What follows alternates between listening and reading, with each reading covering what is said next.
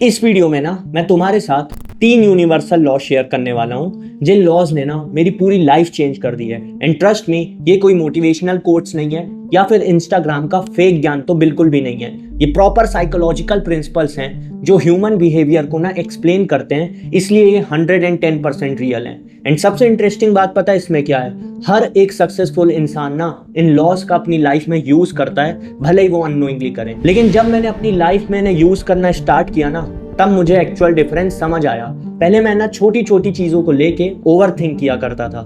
हर एक डिसीजन जो लाइफ में लेता था ना, मुझे उस पर डाउट होता था, क्या ये डिसीजन सही है या फिर ये डिसीजन गलत है। लेकिन जब से मैं इन लॉज को फॉलो कर रहा हूँ ना, मेरी ओवर थिंकिंग काफी हद तक कंट्रोल हो गई है। आगे मैं वीडियो में बताऊंगा ऐसा क्यों हुआ है। मैं और ज्यादा ना कॉन्फिडेंट फील करता हूँ, मैं आजकल प्रोडक्टिव भी रह पाता हूँ। एंड हर एक चीज को देखने का जो मेरा पीओवी था ना, वो भी चेंज हो गया है। इसलिए मैंने सोचा जो भी चीजें मेरे काम आई है ना, मुझे तुम्हारे साथ उसे शेयर करना चाहिए। शायद कोई एक लॉ ही तुम्हारी लाइफ का पूरा पर्सपेक्टिव ही चेंज कर दे। इसलिए इस वीडियो को स्टार्ट करते हैं बिना टाइम वेस्ट करे। सबसे पहला जो लॉ आता है ना, वो है Murphy's law. And according to this law ना, अगर मैं तुम्हें सिंपल लैंग्वेज में समझाऊं तो प्रॉब्लम्स जो है ना, वो लाइफ का पार्ट है। अब आई नो ये सुनने में काफी ज्यादा नेगेटिव लग रहा होगा, लेकिन ऐसा बिल्कुल भी नहीं है। अब लेट सपोज तुम अपनी लाइफ में ना कोई गोल अचीव करना चाहते हो, उस पे ऑब्स्टेकल्स एंड प्रॉब्लम्स का आना तो फिक्स ही है, ये तो तुम्हें भी पता है। लेकिन इसका मतलब ये नहीं है कि तुम अपना 100% नहीं दोगे। एंड यहीं पे तुम्हारे काम आता है मर्फीज लॉ। देखो, अगर तुम किसी भी फील्ड में घुसने वाले हो ना, तो तुम्हें उस फील्ड में ये पता होना चाहिए कि तुम्हारे सामने क्या क्या प्रॉब्लम्स आएंगी। इसके ना 2 फायदे हैं। पहला तो तुम प्रॉब्लम्स के लिए ना रेडी होगे फिजिकली एंड मेंटली भी। एंड दूसरा, जब भी वो प्रॉब्लम्स तुम्हारे सामने आएंगी ना, तुम सरप्राइज नहीं होगे, क्योंकि तुम्हें पहले से ही पता होगा कि ये चीजें तुम्हारे साथ होने वाली हैं। मैं ना तुम्हें एग्जांपल से समझाता हूँ। मैंने ना यूट्यूब पे बहुत सारे ऐसे क्रिएटर्स देखे हैं जो अपना चैनल तो स्टार्ट कर देते हैं, लेकिन उन्हें ये नहीं पता होता इस यूट्यूब की जर्नी में ना उनके सामने कितनी सारी प्रॉब्लम्स आने वाली हैं। एंड जब एक एक करके उनके सामने प्रॉब्लम्स आती है ना, तो उनके पास बस एक ही ऑप्शन बचता है, एंड वो है क्विट करने का। एंड यही गलती ना तुम्हें बिल्कुल भी नहीं करनी है। हमेशा ना लाइफ में वर्स्ट कंडीशन के लिए रेडी रहना है, क्योंकि प्रॉब्लम्स कभी भी बता के नहीं आती हैं। एंड कोई भी चीज ना सिर्फ एंड प्रोडक्ट देख के नहीं करनी है। एंड प्रोडक्ट तुम्हारे लिए पैसा भी हो सकता है या फिर फेम भी हो सकता है, क्योंकि क्या है ना, उस एंड प्रोडक्ट तक पहुंचने के लिए ना एक प्रोसेस फॉलो करना पड़ता है, और तुम्हें नहीं पता वो प्रोसेस कितना ज्यादा टफ हो सकता है।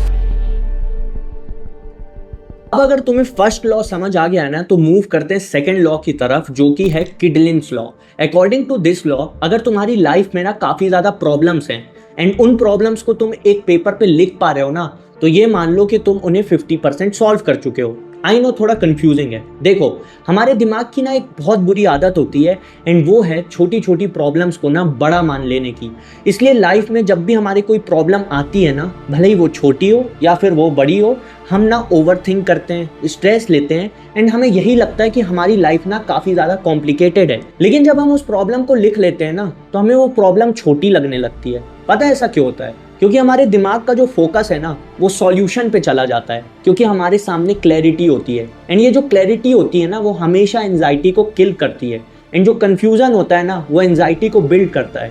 एंड लिख लेने से ना हमें क्लैरिटी मिलती है। मैं ना तुम्हें अपने एग्जांपल से समझाता हूँ। पास्ट में ना मेरे साथ भी कुछ चीजें हुई हैं, जिसके बाद मेरे को लगने लगा था कि सारी दुनिया भर की प्रॉब्लम्स तो मेरे साथ ही हैं। ना मैं यूट्यूब पे कंसिस्टेंट रह पा रहा हूँ, ना मैं पढ़ पा रहा हूँ, जिसके बाद ना मैं काफी ज्यादा स्ट्रेस लेने लगा था एंड ओवर थिंक करने लगा था। फिर ना मैंने इस लॉ के बारे में एक बुक में पढ़ा, एंड मैंने ना ये खुद के ऊपर अप्लाई करा। एंड देन मुझे रियलाइज हुआ कि यार मैं फालतू में ही स्ट्रेस ले रहा हूँ। मुझे तो बस वीक में एक लॉन्ग फॉर्म वीडियो डालनी है और 2 शॉर्ट्स डालने हैं, एंड मेरी यूट्यूब के साथ पढ़ाई भी ठीक ठाक चल रही है। एंड धीरे धीरे मेरा स्ट्रेस लेना भी कम हो गया, मैं ओवर थिंक भी कम करने लगा। इसलिए अब जब भी तुम्हें लगे ना कि लाइफ में तुम्हारे काफी ज्यादा प्रॉब्लम है, तो एक पेन एंड पेपर लेना और सारी प्रॉब्लम्स को ना उस पर नोट डाउन कर देना। तुम खुद रियलाइज करोगे कि यार ये जितनी भी प्रॉब्लम्स है ना, वो एकदम फालतू हैं।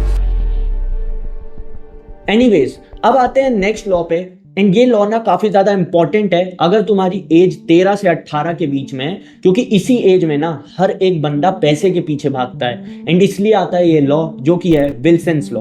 अकॉर्डिंग टू दिस लॉ, अगर तुम नॉलेज और इंटेलिजेंस को प्रायोरिटाइज करोगे ना, तो मनी तुम्हें खुद ब खुद फॉलो करेगा। ये चीज ना 110% ट्रू है, लेकिन लोग ना इसका उल्टा ही करते हैं। लोग पैसे के पीछे भागते हैं। ऐसे लोगों को सक्सेस भी जल्दी चाहिए होती है, रिजल्ट भी जल्दी चाहिए होते हैं, लेकिन मेहनत का क्या, मेहनत करने के लिए रेडी ही नहीं होते हैं। इसलिए ना ये एक मेन चीज को इग्नोर कर देते हैं, एंड वो चीज है स्किल्स। क्योंकि पैसा डायरेक्टली नॉलेज से नहीं आता है, बल्कि नॉलेज से डेवलप हुई स्किल से आता है।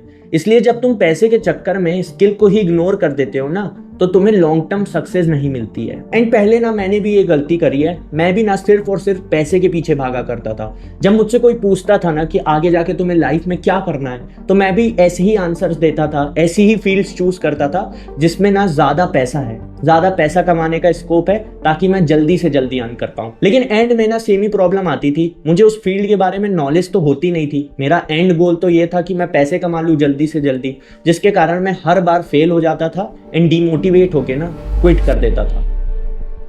एंड धीरे धीरे फिर मुझे समझ आना चालू हुआ कि मनी जो है ना वो बाय प्रोडक्ट है सही नॉलेज एंड स्किल्स का। इसलिए फिर मैंने ना स्किल्स पे काम करना चालू किया, वीडियो एडिटिंग सीखी, स्क्रिप्टिंग सीखी।